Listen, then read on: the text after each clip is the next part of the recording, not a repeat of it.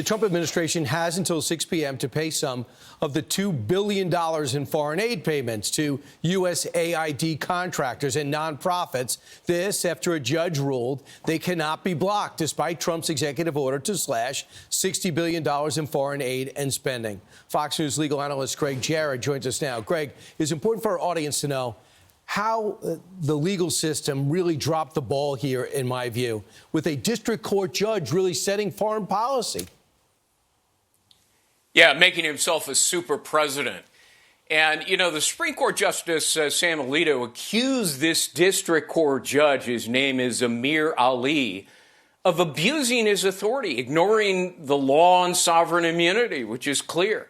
And Alito's right. You know, the president has vested powers under the Constitution to order executive agencies to freeze money. He can do it for reasons of foreign policy, national security, to avoid waste. So, you know, this decision by Judge Ali, who, by the way, is a Biden appointee, he's been on the court for a nanosecond, that forces Trump to spend $2 billion is judicial activism run amok. I think it'll eventually be overturned by the Supreme Court, but by then it's too late. That, you know, this judge is forcing Trump to pay $2 billion. They'll never get that back. It is frustrating. And the thing is, I just don't think that Amy Coney Barrett really let a lot of people down with her 5-4 vote. And so the other four. It's just ridiculous. Meanwhile, the other big story over the weekend, on which we wish we didn't have to report, the dad of a slain police officer in Newark, New Jersey, is outraged, as most of America, to find out that the killer, the alleged killer of his 26-year-old son, will not be tried as an adult. He says it's a pain that's indescribable. I have no words for this pain. What's your reaction to the 14-year-old? I guess it's New Jersey law that will not be tried for the murder in which he perpetrated.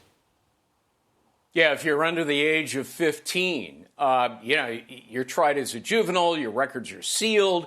There's no jury. It's a judge's decision, and the sentence is much lighter. You know, you don't magically change when the day you turn 15 years old. In a great many states, they have a better rule, a better law, that it's up to the judge to decide. You know, if you're acting like an adult, acquiring a gun, using a gun to ambush, to assassinate a law enforcement official, you ought to be treated like an adult.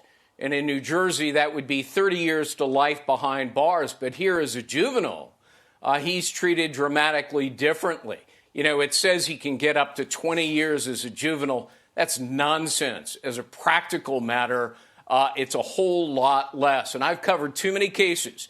Juveniles who get out after being convicted of murder and who then go on a murder spree killing others. It's wrong, and these states need to adjust their laws. Right. It's just highlighted now because of the tragedy over the weekend that no one saw coming. Gregg Jarrett, thanks so much.